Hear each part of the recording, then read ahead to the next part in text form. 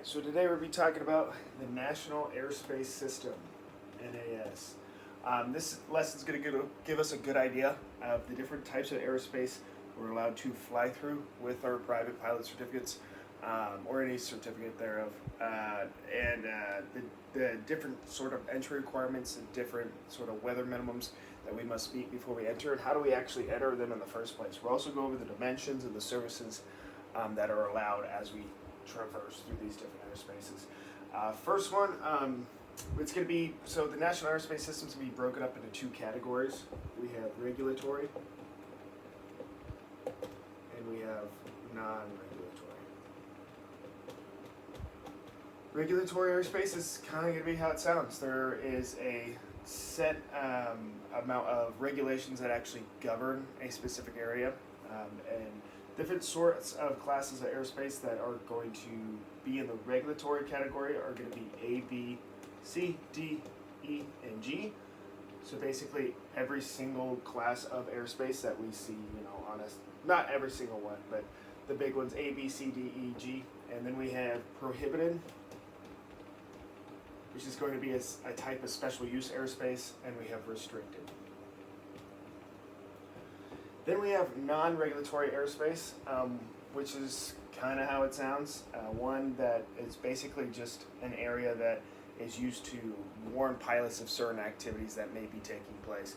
So it's not governed by the same regulatory or the same regulations that a regulatory airspace would. Non-regulatory airspace is going to be some of the special use airspace.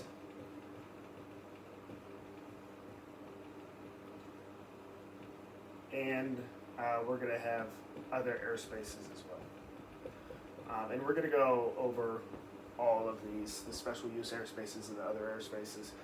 Prohibited and restricted are a type of special use airspace, but they're governed by regulations. We have the rest of the special use airspaces are basically there to kind of warn pilots of the activity that's going on. And then we have the other airspaces, which we'll kind of go over here in a second. And then we're going to have four types of airspace.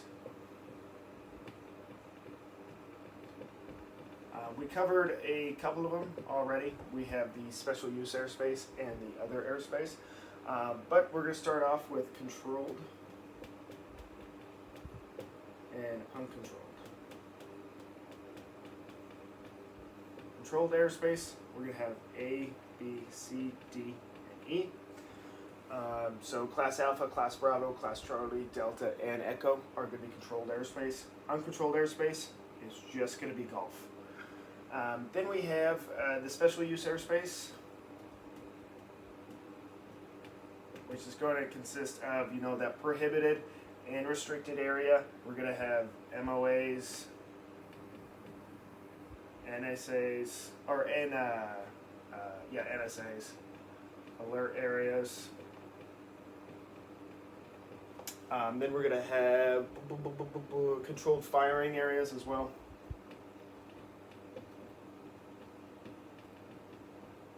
And we're going to go through each one of these in a little bit here. And then we have other airspace. And we'll have wildlife areas. We'll also have TERSAs, SATERs, and the list goes on and on and on. We're going to cover all these a little bit later in the lesson, but this is just a brief overview. So two different categories of airspace, regulatory, non-regulatory. Then we have four different types of airspace, controlled, A, B, C, D, E, uncontrolled, Gulf, and then we have special use airspaces, which is basically going to warn us of certain hazardous activities that may be existing in these areas, usually some sort of military activity. And then we have other airspaces, which would be like wildlife protection areas, TERSAs, SATERs, and we have a few others that we'll talk about here in a little bit. But that's basically the brief overview of the entire system itself. Now we're going to kind of break them down one by one. Alpha, Bravo, Charlie, Delta, Echo, and Golf. We're going to look at the dimensions. We're going to look at the entry requirements to get in, and we'll talk about some speed limitations as well as we're going through it. So we'll start with the top of the National Airspace System, which is going to be flight level 600, so 60,000 feet up in the air. And then we have a base here, which is going to be 18,000 feet MSL. So from 18,000 MSL to 60,000 feet MSL, we're going to have what we call alpha airspace. This is going to be the most restrictive in a sense. So we'll kind of write down here about entry requirements, weather, and speed. And we're just going to go through each one of them. So we have alpha here starting out. The entry requirements for alpha, we have to be on an IFR flight plan. To be on an IFR flight plan, we have to go ahead and be IFR rated as well. So we need to be IFR whenever we're flying around here. So we need to be IFR. We need a IFR flight plan. And then also we need two-way radio communications. And then we're also going to need a Mode C transponder.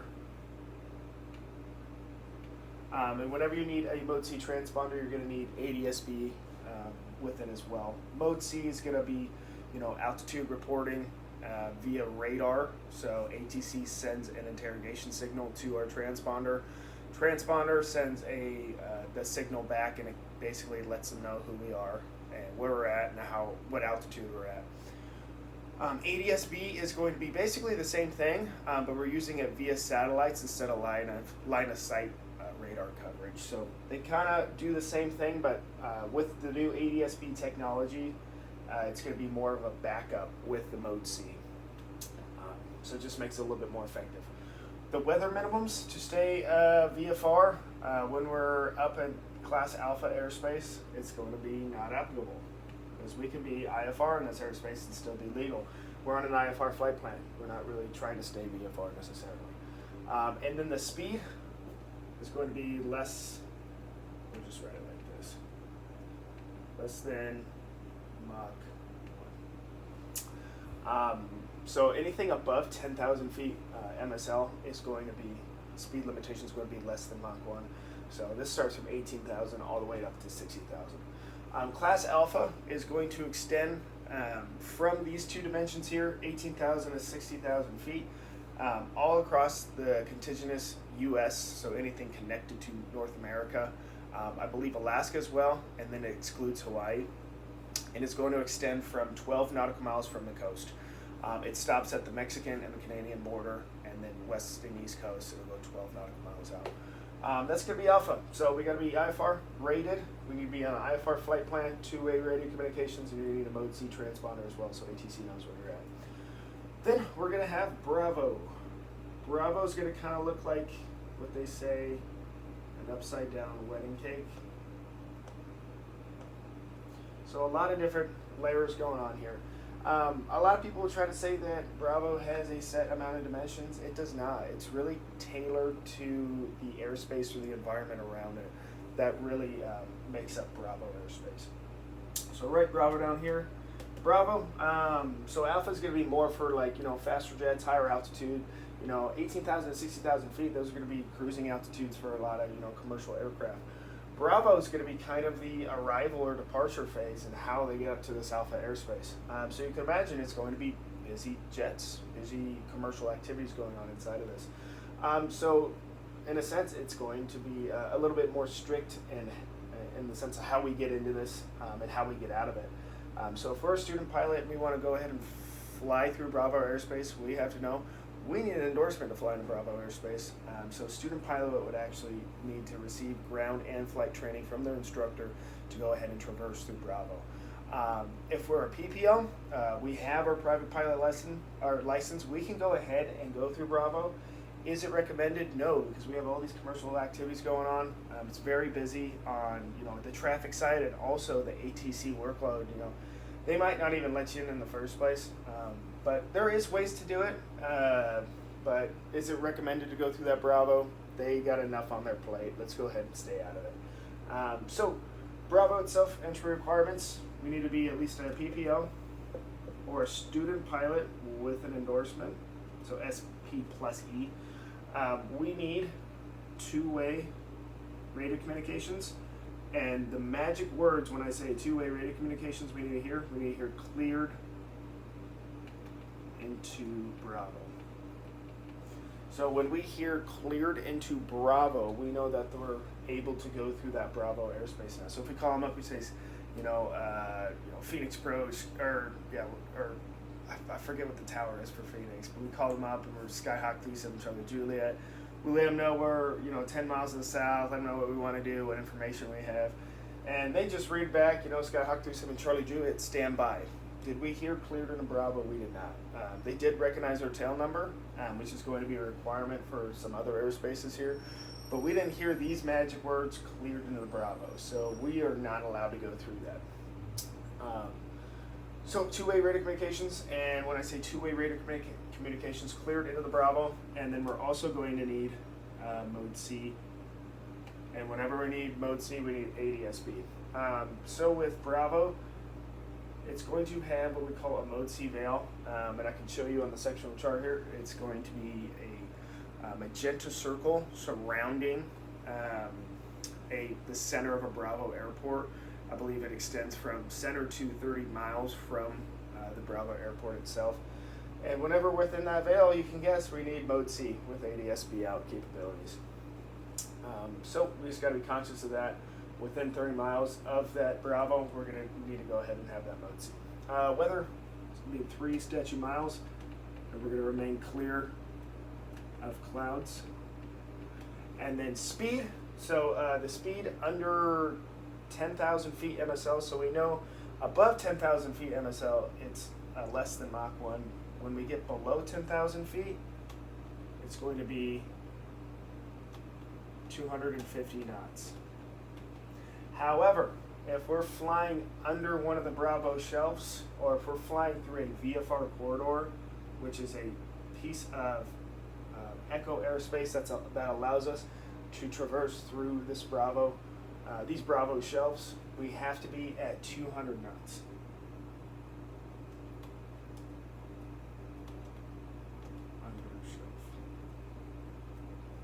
So if we're under 10,000 feet MSL, it's going to be 250 knots.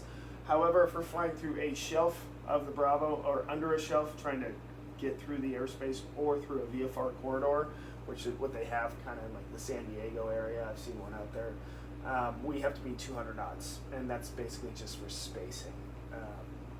And then once we're back into this Bravo, it's going to be 250 knots, so it goes back up if you're actually in the Bravo, which is super confusing. And then we have Charlie airspace. So we talked about Alpha, Bravo. We know the entry requirements for it, the weather, the speed.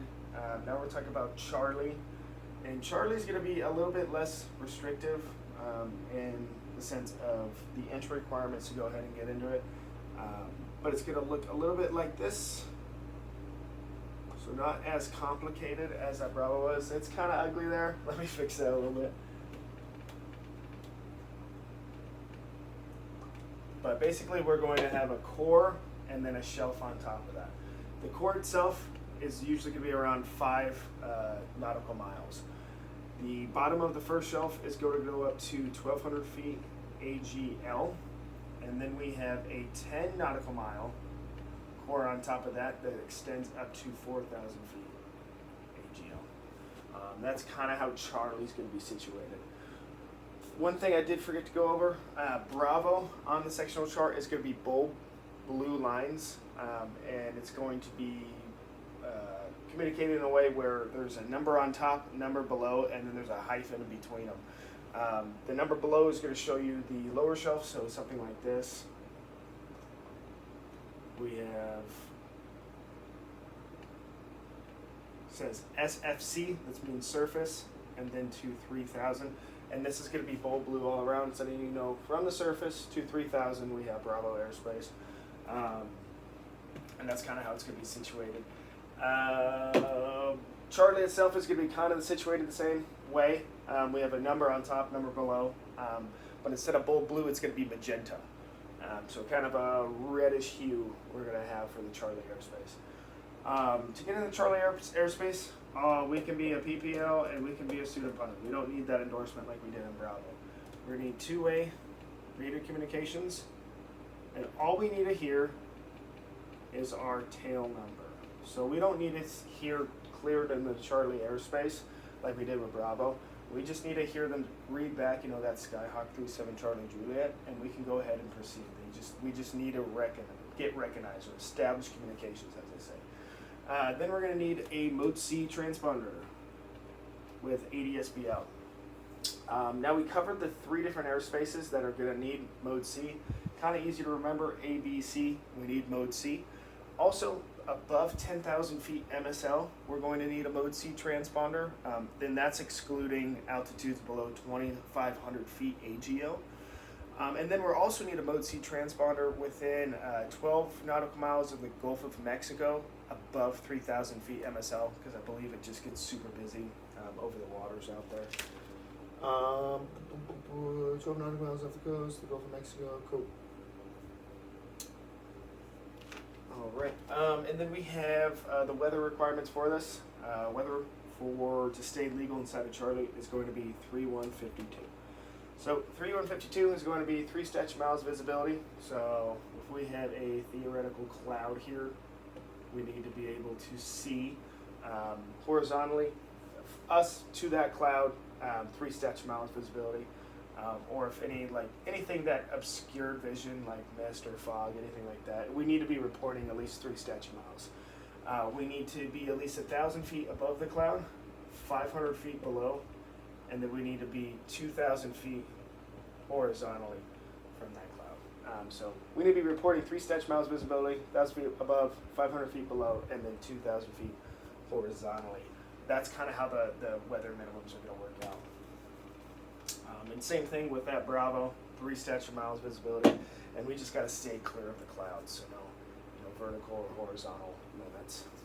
Speed for Charlie airspace, I believe it's going to be 200 knots within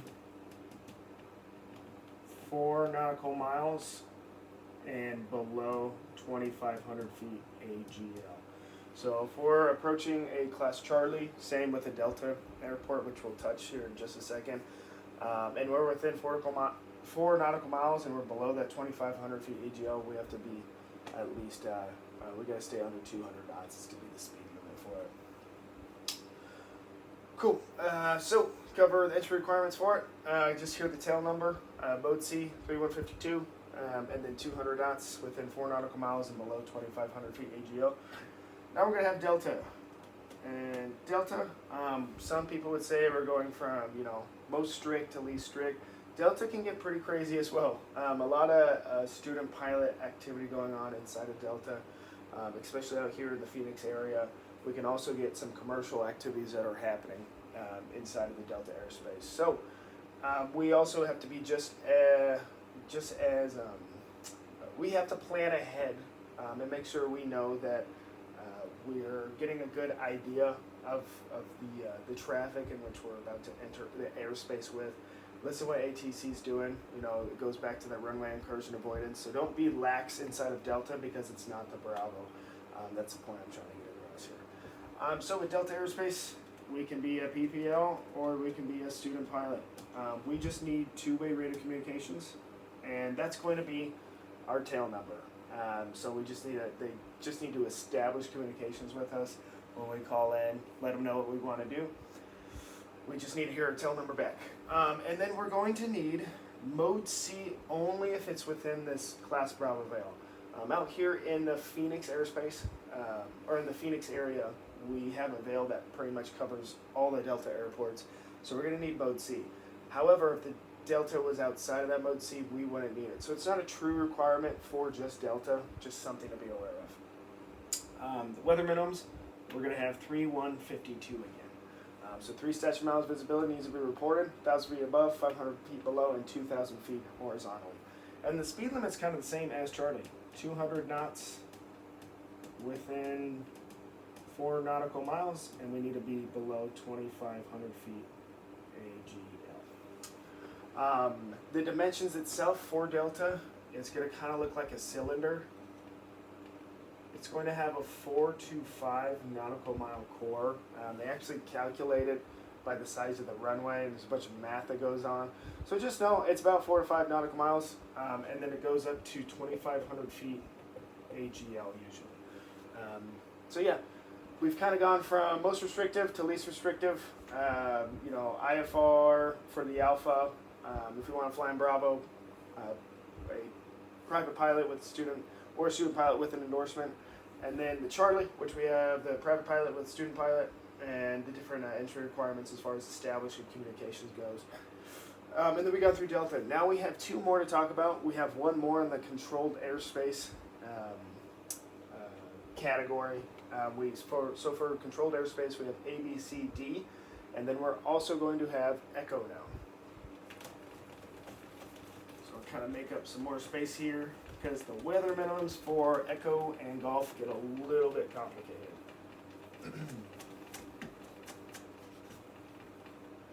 So Echo is going to be basically, think everywhere airspace.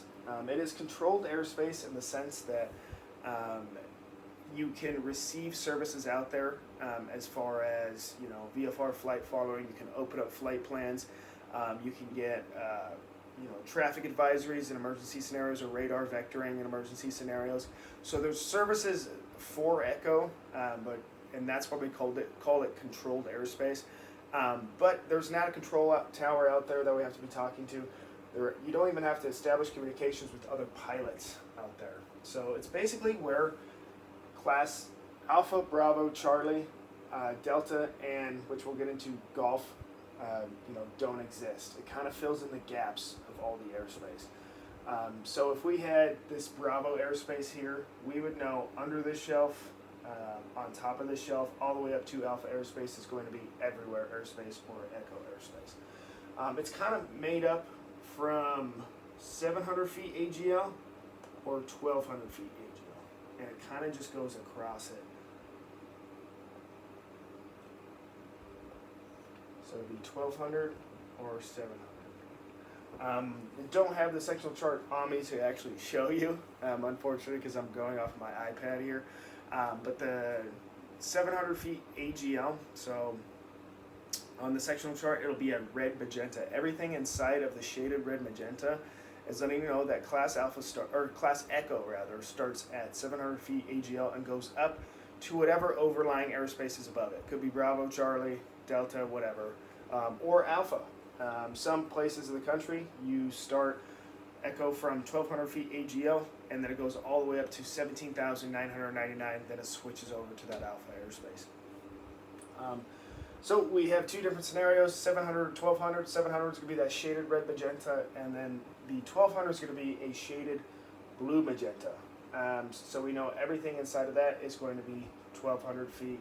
And it's basically just different weather minimum requirements, because below Echo is going to be what we call Golf airspace, which is going to be uncontrolled airspace, and we'll get into as why that is here in a second. So entry requirements for Echo, you can be a PBL, you can be a student pilot. Like I said, this is going to be filler airspace. Echo, we would need to establish or have a mode C transponder. Like I said, if we were in the Vale or if we were above 10,000 feet MSL, we would need that mode C. But for the most part, it's basically, you know, one of the least restrictive airspaces. Now for the weather, we're going to have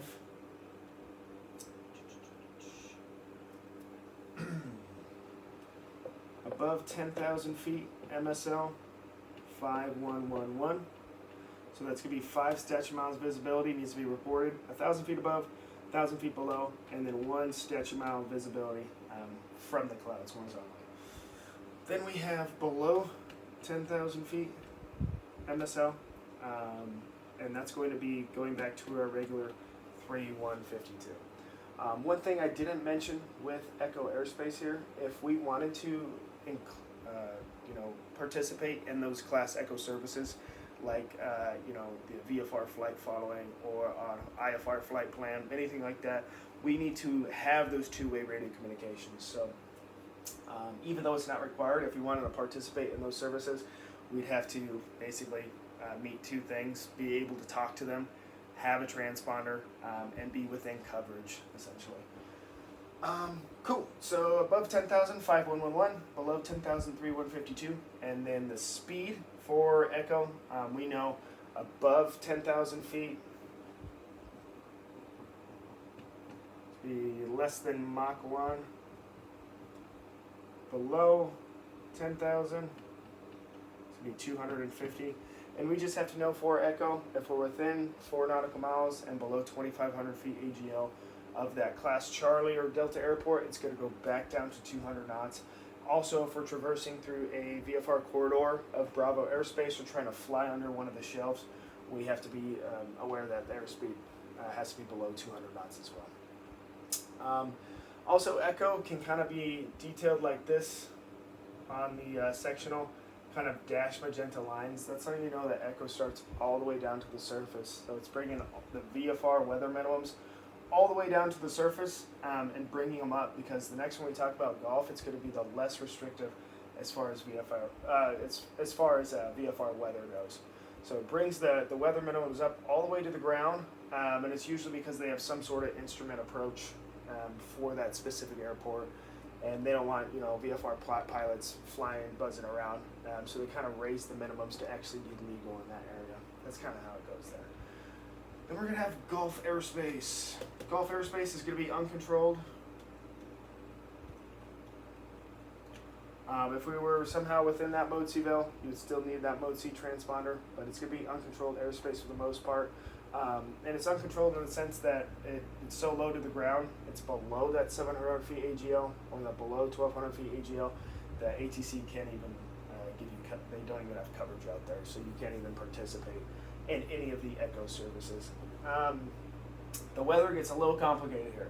So above 10,000 and above 1,200 feet AGL, it's going to be that 5111.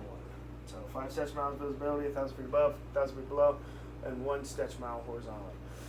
Now we have another scenario, below 10,000 and above 1,200 feet AGL.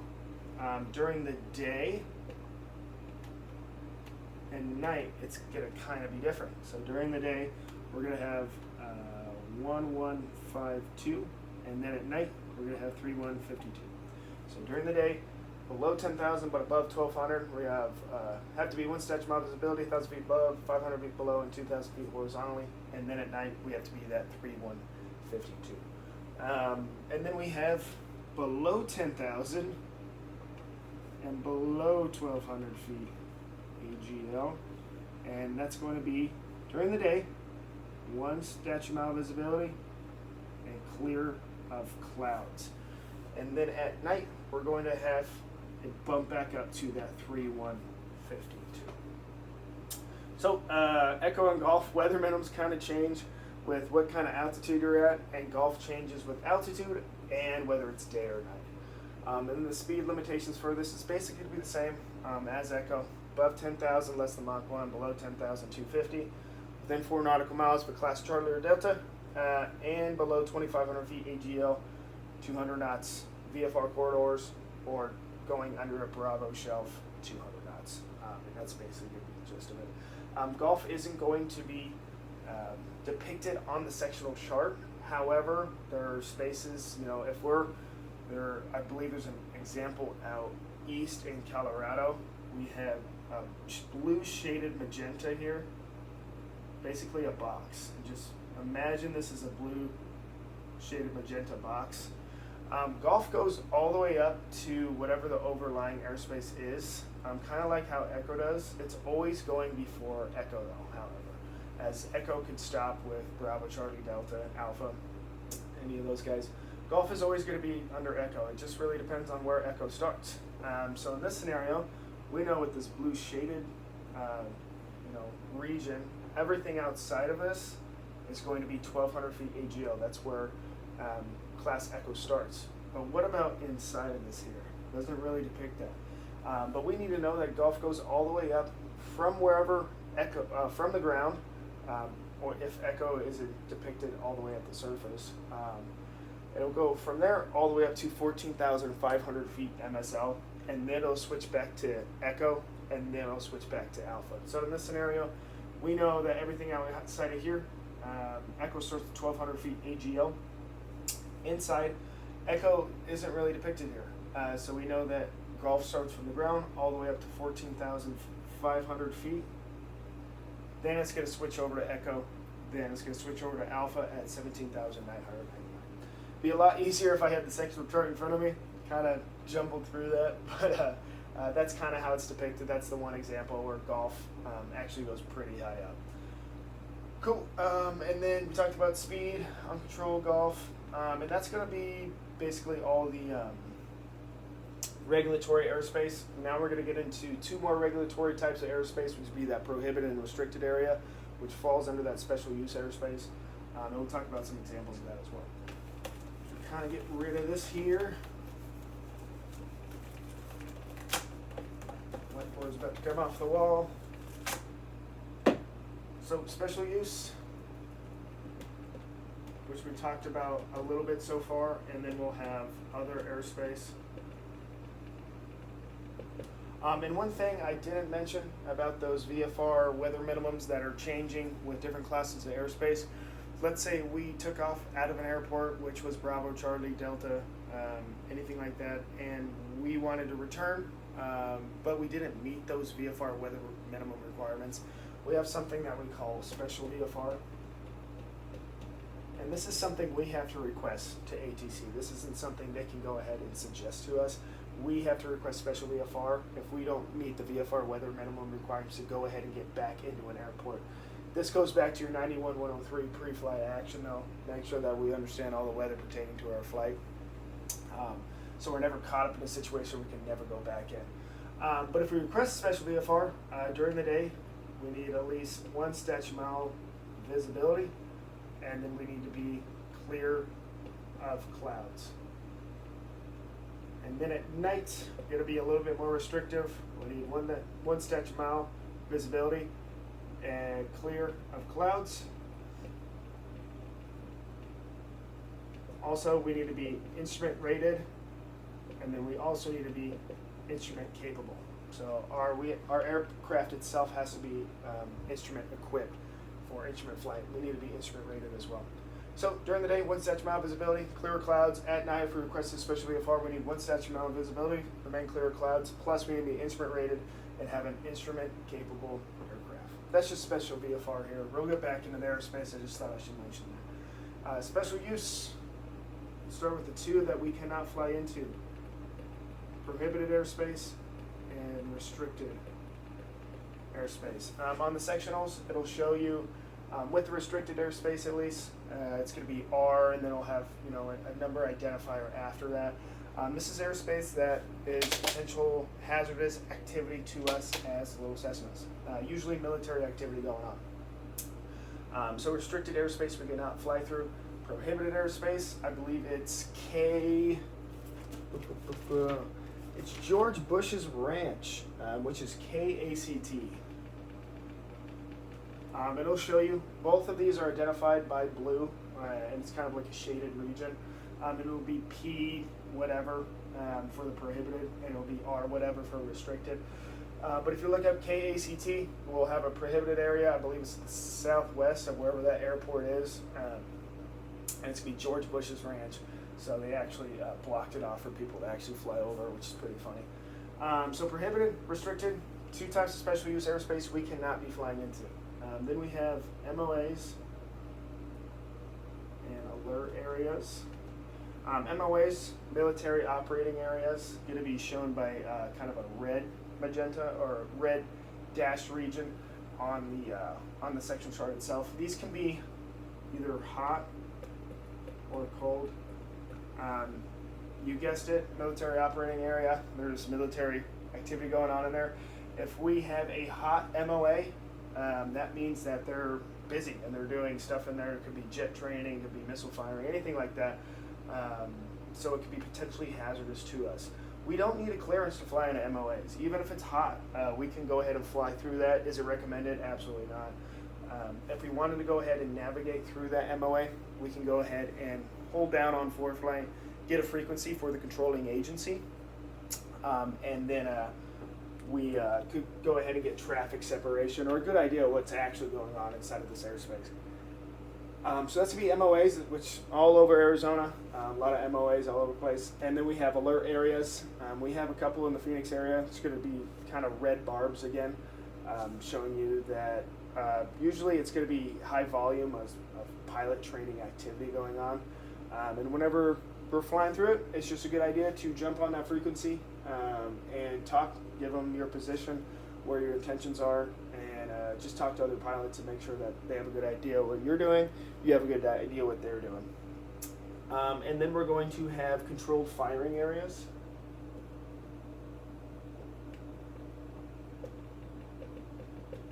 Which is basically going to be, they don't actually depict these on the sectional, they're in the special notices tab inside of the chart supplement. You can actually find these. I believe they have one out in Yuma AZ if you go to the special notices. But they have sensors at these controlled firing areas where if you flew over it, they would go ahead and disengage the activities that they were doing. So it's not something we really have to worry about because there's sensors that actually stop this controlled firing, but just something that we should be conscious of. And then we have other airspace here, which is basically airspace that is there to go ahead and warn us of activity that's going on. This is airspace that could be every single day or it can kind of change. So we have TFRs, which is one that we don't have every single day. It just shows up via NOTAM, Notice to Airmen. And this is a temporary flight restriction. We'll get one out here for the Arizona Cardinals. Whenever they play, they'll have one over the stadium. If a president comes into town, we'll get a TFR, and we'll shut down pretty much all of the Phoenix airspace to keep us from buzzing around where the president is. So TFRs will be notified by NOTAM when they exist. Also on the forward flight sectional, it'll actually give you a graphical display of this TFR, which is super helpful. Then we have military training routes, which is actually, let's talk about,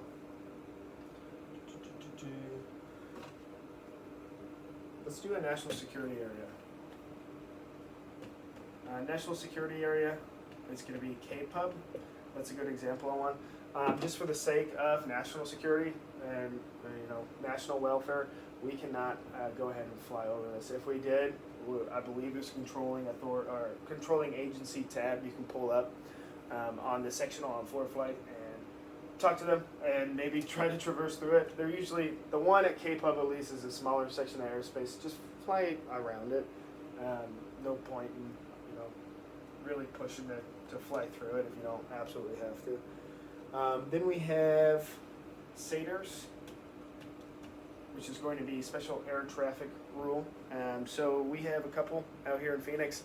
They have blue barbs, and the inside of it, it's going to be white as the base. And it's letting you know that there's a special rule to go ahead and fly through the airspace. The one out in Phoenix, it says contact Luke approach when flying through this airspace, whatever it is, and they give you the days in which it's active and which it's inactive. Stuff like that. But you basically need to be on frequency with these people as far as Phoenix is concerned when you're going through this airspace. And there can be SATRs all over the place with different rules, but it's usually, hey, contact this person whenever you're going through it. And then we have VFR flyways, which is basically going to be those big highways in the sky. They could be Victor, it usually has a V, and then an identifier after that, like 127 or V356. It's based off of a radial from two different VORs, and we can kind of use them to navigate from A to B. Basically, highways in the sky, they start from 1,200 feet, and they go up to 17,999 feet. And then we have parachute jumping areas.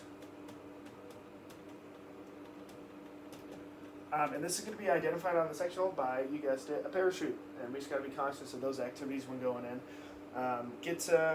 In the AFD, the flight directory, you can actually find special notes on where they do these parachute jump areas.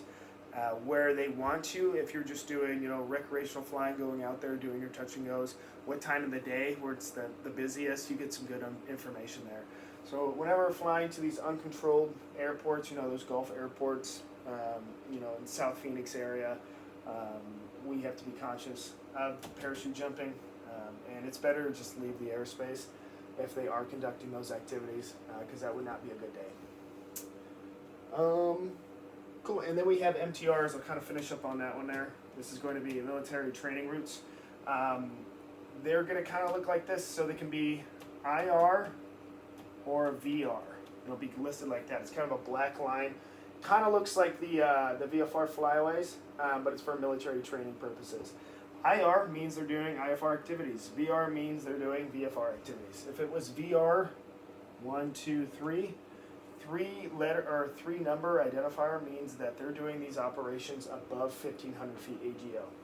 If it was IR, 1, 2, 3, 4, 4 numbers is going to let us know that they're doing it below 1,500 feet AGL. So instrument activities below 1,500 feet AGL, VFR activities above 1,500 feet AGL. Cool. So, and then VFR charts, symbology. The VFR charts itself, the sectional chart is going to be updated every 56 days, and then the paper one, I believe, is annually. So make sure we're downloading the right charts, make sure they're updated, and we're looking at the correct information, especially when we're trying to go through complicated airspace. We want to make sure that we are always covering our butts legally, and we know the entry requirements, we know the VFR weather minimum requirements, and any NOTAMs as well. So make sure these charts are updated. And the charts themselves, it makes a lot of sense to just keep practicing them. After a while, you get it goes back to the law of exercise. Practice. And these kind of become second nature. The symbology seems like a lot to digest at first, but if you just keep going at it and practicing it, because we could spend 3 or 4 days looking at all the chart symbology, so you have to take some time to yourself to go ahead and do yourself a favor and go over the stuff yourself. But yeah, that's basically going to be the National Airspace System. In a gist, we talked about non-regulatory and regulatory airspace, 4 different types of airspace. We went over every single class, the dimensions, the heights, the VFR weather minimums, all the entry requirements, if we needed to be a PPO, if we needed to be a instrument-rated pilot, or if we needed an endorsement. And then we talked about the speed limitations as well. And then we touched on special use airspace. Biggest thing here, we know we cannot fly in prohibited or restricted airspace. MOAs we can, but is it the best idea? Probably not. Alert areas, just a heads up, controlled firing areas, they'll go ahead and seize operations. Then we talked about TFRs, cannot fly into a TFR, we got to know about that. NSAs cannot fly into that. Special air traffic rules, just a heads up. VFR flyways, we can use those. Parachute jump areas, just giving you a warning of potential parachute jumping areas, which would be not a good day if you flew into that. And then military training routes, which are for military training purposes. Can we use military training routes for VFR operations? You can. Is it a good idea? No. But yeah, that's going to be the National Airspace System in a nutshell. Thank you so much.